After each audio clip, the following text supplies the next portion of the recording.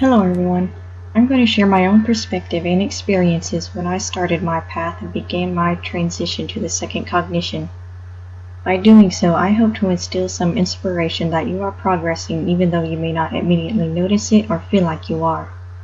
Another thing I want to impart is that while you may not fully understand the material at first during your deconstruction phase, the removal of old beliefs and filters of any kind, whether they are religious, political, spiritual, or even personal beliefs about yourself, eventually allows you to gain the insight to finally understand these messages from a different yet more elevated point of perspective. For me personally, because I was so focused on the destructive aspect of my cognitive growth, I never truly noticed the subtle changes happening within me. Nor did I fully realize that this destructive process was actually cleaning the house, so to speak, so that my Psoyca could finally come to the fore more, without the ego smothering it in some form. Once I was finally able to see this in hindsight, I was able to see and perceive things from a more observational perspective. Another contribution I feel played into my transition over to the second cognition is that the more layers and filters that were removed, the more detachment that I gained that allowed me to have more emotional equilibrium. In other words, balance. But moreover, and more truthfully, it was the more I willingly let go in general that gained me this detachment and balance to push past the threshold into the new paradigm. A lot of this is a process of letting go rather than hanging on, as mentioned before. It was this balance and being able to walk within the world without having to be of the world that the Psoyca brought in once it began merging more with me. And with that, I gained the insight to observe things in general in a far more different perspective that enabled me to understand messages shared within these videos from what is termed a higher perceptual awareness. This is an aspect of cognitive growth, and I can assure you that there are many more facets to it. So while in the beginning, it's easy to focus solely on the destructive part of our cognitive growth and feel frustration and angst since we are all realizing that everything we thought we knew is a lie, and the degree of all the lies, but I will mention a very important lesson from my experiences in growing awareness. It was necessary that destruction preceded true growth.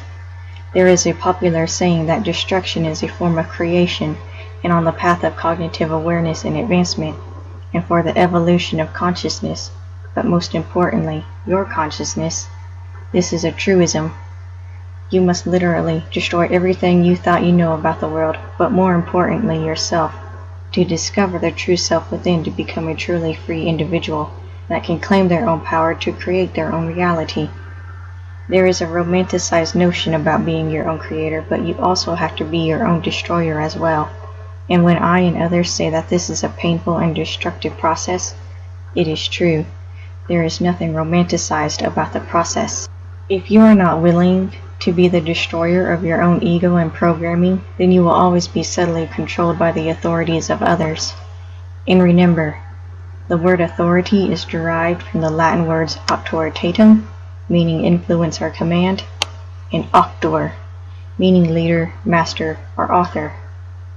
No matter how free you think or believe yourself to be, you can never truly be your own creator if you continue to allow the norms of society and the first cognition world to be the author of what you think or feel is right for your consciousness, and if you continually insist to follow the authority, which is the creation of others. Many teachings tell you to be your own creator, but none will tell you to be your own destroyer to attain true cognitive freedom for your consciousness. Being your own destroyer is a prerequisite to being your own creator in the truest sense of the word. And to be your own creator, you must also accept responsibility for your own cognitive evolution without the reliance of any kind of external authority. In retrospect, it was when I began to gradually understand this interconnected compilation that I became ever more aware of my transition, although admittedly, the pieces did have to fall together in order for me to eventually get it.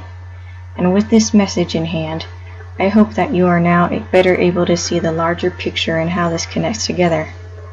With this being shared, another thing I hope to have imparted are some clues that could help you notice these gradual changes within yourself, as I know how subtle these changes can be, and how either the ego or its residual habits can get in the way of a person not acknowledging the growth within to feel confident about their progress. It's easy to feel discouraged when we don't immediately understand things, even though some part of us, the Psoyca, resonates with these messages, yet we start out only grasping the material on just one level of understanding. But if you continue the eternal work within, you will begin to understand things from the higher level of perceptual and cognitive awareness that is always mentioned in this work, and become your own true creator.